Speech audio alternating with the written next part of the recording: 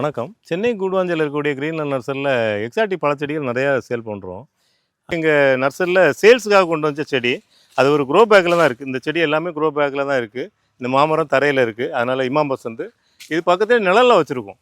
இப்போது என்கிட்ட கூட ஒரு 15 நாளைக்கு முன்னாடி ஒரு கஸ்டமர் வந்துட்டு, சார் உங்கள்கிட்ட அபி ஃப்ரூட் செடி வாங்கிட்டு போனேன், நிறைய வந்து பூத்துது, காய்ச்சுது, ஆனால் பிஞ்சு எல்லாம் கொட்டிடுச்சுன்னு சொல்லி பிஞ்சியோடு வந்தார்.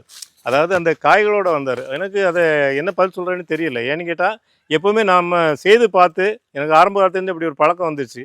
அந்த செய்து பார்த்து அதனுடைய பலனை அனுபவிச்சா தான் நான் அதை சொல்லுவேன். அப்போ நான் சொன்னேன், சார் இது கொஞ்சம் நிழலும் கொடுங்க அந்த மரத்துக்கு. அதே மாதிரி வந்து உரமும் கொஞ்சம் அதிகமாக கொடுக்கணும். இனி வர வருஷத்தில் கொஞ்சம் உரம் கொடுக்கும்போது, அதாவது எல்லா சத்துக்களும் நம்ம தழைச்சத்து மட்டும் இல்லை, மற்ற சாம்பல் சத்து, மணிச்சத்து எல்லாமே கொடுக்கும்போது அது நிறைய காயும் பெருசாகும்னு சொன்னேன். சரின்ட்டு போயிருந்தார். இப்போ பார்த்தீங்கன்னா திடீர்னு நான் தோட்டத்துக்கு வரும்போது ஒரு அபியூ பழம் பழுத்துருக்கு. எனக்கு ரொம்ப சந்தோஷம். ஏன்னா நம்ம கொடுத்துருக்கோம் நிறைய செடி, நிறைய கஸ்டமருக்கு காய்க்கும்னு பேரில் தான் கொடுத்துருக்கோம். இப்போ அது காய்க்கலைன்னா நமக்கு உண்மையிலே அவங்கள விட எனக்கு தான் ரொம்ப வருத்தமாக இருக்கும். பாருங்கள், பழம் பழுத்து வெடிச்சிச்சு. இப்போ இதுலேருந்து என்ன தெரியுதுன்னா, இந்த அபியூ ஃப்ரூட் வளரணும்னா சத்துக்கள் வேணும். அதே மாதிரி பார்த்திங்கன்னா கொஞ்சம் நிழல் வேணும். நிழல் இருந்தால் தான் இதில் பூக்கள் வந்து காயாக மாறும், பழமாக மாறும். இந்த பழத்தை நம்ம சாப்பிட்டு பார்க்கலாம். நுங்குக்கு பறிக்கணும்னா நம்ம பனைமரம் ஏறணும், இது கீழேருந்தே பறித்து சாப்பிட்லான்னு சொன்னேன். நீங்கள் நான் பறிக்கிறத பார்த்துருப்பீங்க, மரம் ஏறி கூட பறிக்கலை. ஒரு சின்ன மரமாக வளரக்கூடியது தான்.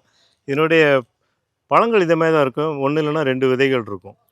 விதைகளோட சைஸ் பெருசாகவே இருக்கும். இதில் ஒரு விதை சின்ன விதையாக இருக்குது, ஒன்று வந்து பெரிய விதையாக இருக்குது. பாருங்கள், இதே மாதிரி இந்த விதைகள் மூலம் இந்த பழத்தை உற்பத்தி பண்ண முடியும். ஆரம்ப காலத்தில் இந்த பழங்களை நர்சரிகளில் கொடுப்பாங்க, ஆனால் விதைகளை கொடுக்க மாட்டாங்க. ஏன்னா மறு உற்பத்திக்காக ஒரு செடி மினிமம் 300 ரூபாய் விற்குது. அப்படிங்கும்போது ஒரு விதையோட வேல்யூ 100 ரூபா 150 ரூபா ஆகுது. இந்த விதையை வந்து நம்மளே முளைக்க வச்சு திருப்பி உற்பத்தி பண்ண முடியும். பொதுவாக நொங்கு பற்றி தெரிஞ்சவங்களுக்கு தெரியும். அதாவது கட் பண்ணி ஒரு 2-3 நிமிஷத்தில் கொஞ்சம் கருப்பாக மாறும். அதேமாதிரி இந்த இப்போ இது ஒரு 3 மினிட்ஸ் ஆயிடுச்சு பாருங்கள். கொஞ்சம் கலர் முதல்ல ஒயிட்டாக இருந்தது, இப்போ கருப்பாகுது பாருங்கள்.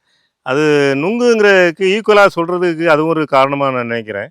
அது சாப்பிடும்போது பார்த்திங்கன்னா இது இன்னும் கொஞ்சம் பழுக்கணும்.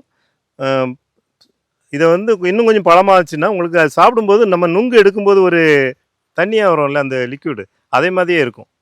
இது நாளைக்கு நாளை மறுநாள் கட் பண்ணால் அந்த மாதிரி ஷேப் வரும்.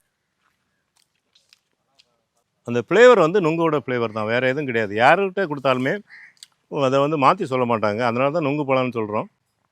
இந்த மாதிரி செடிகள் வந்து சின்ன செடிகளாகவும் பெரிய செடிகளாகவும் நம்ம கிரீன்லேண்ட் நர்சரியில் சேல் பண்ணுறோம். நம்ம தமிழ்நாடு முழுவதும் பார்சல்லையும் அனுப்புகிறோம். தேவைப்படுறவங்க நம்ம நர்சரி நம்பர் 9384667714ங்கிற வாட்ஸ்அப் நம்பருக்கு கான்டாக்ட் பண்ணுங்கள். நன்றி, வணக்கம்.